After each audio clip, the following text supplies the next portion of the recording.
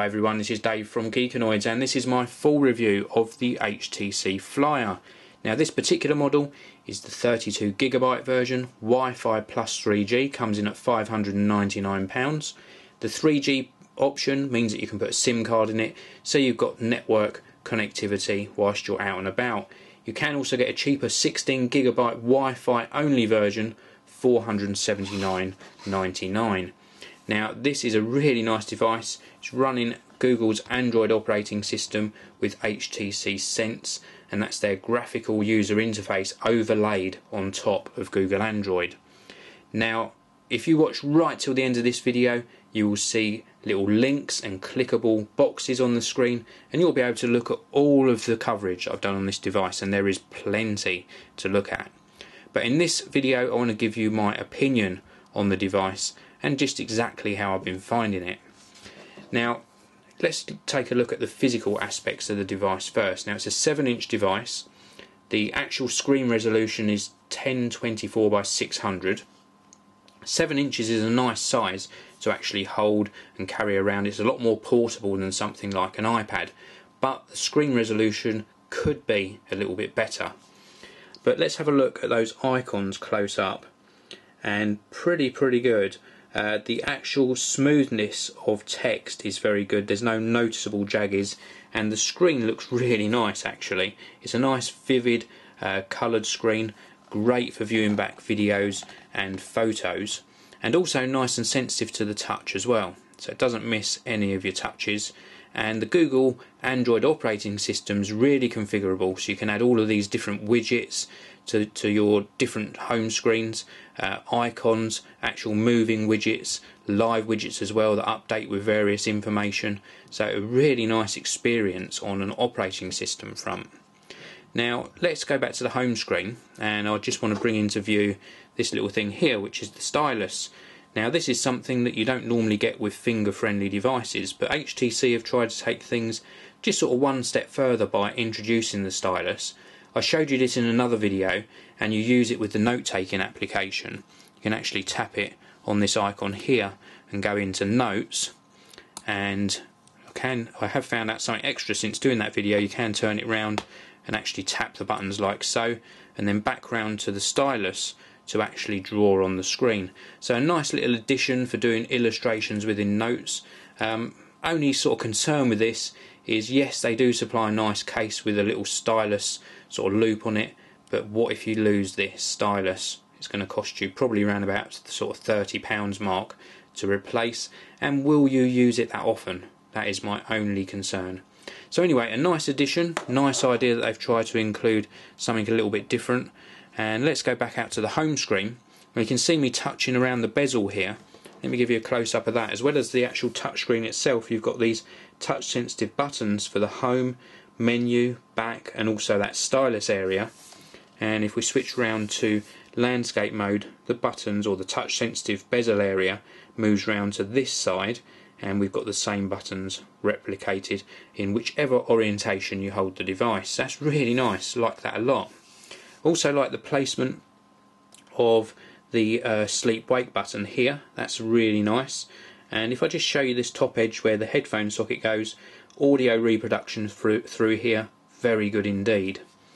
Also on the top edge here we've got some little microphone pickups.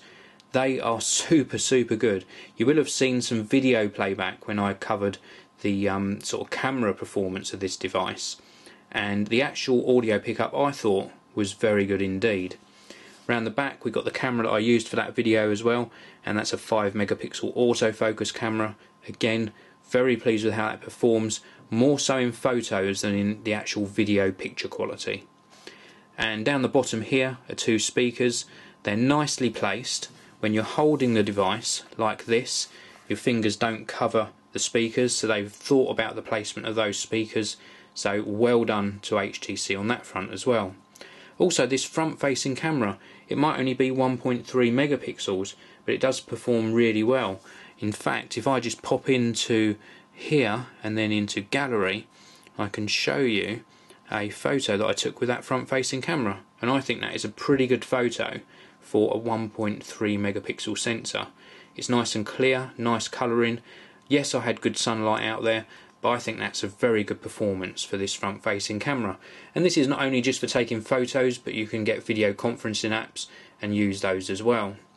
Another thing I like about the Android operating system is the notification bar, and this means you can pull this down at any time and get updates about new emails, new tweets, etc.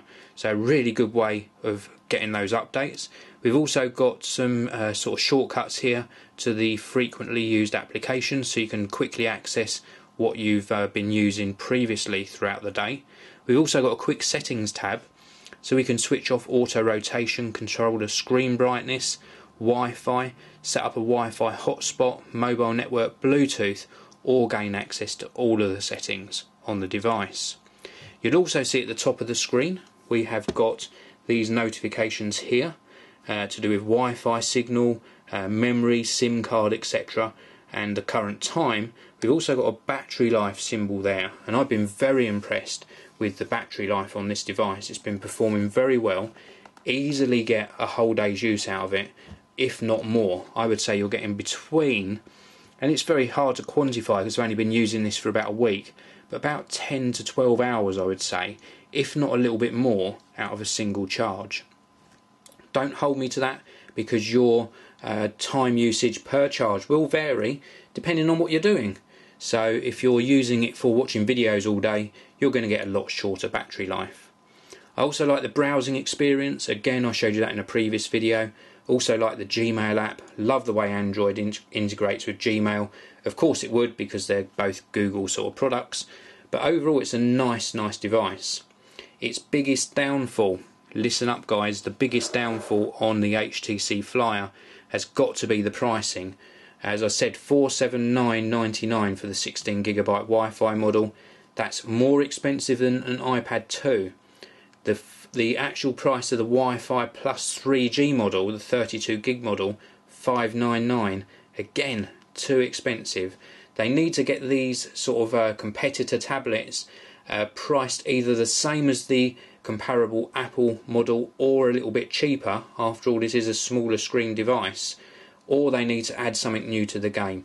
Yes, with this one they've added the stylus. They've got nice cameras on the front and the back of the unit, so it could be a little tiny bit expensive, but not that much of a premium, because they are trying to compete and catch up with Apple all the time. That said, Google Android is an evolving operating system, and I think it's got a lot to offer. I really do like this device. I'm not an Apple fanboy and I'm not slating this. I'm just saying they need to bring the price down for it to gain more market popularity, and then they might well have a winner on their hands. Well, thank you very much for watching. Please see all of the little icons appear on your screen now. You can click those to see my other videos on the HTC Flyer. Thank you very much for watching. Please do subscribe to the Geekanoids channel, and I'll see you all in the next video.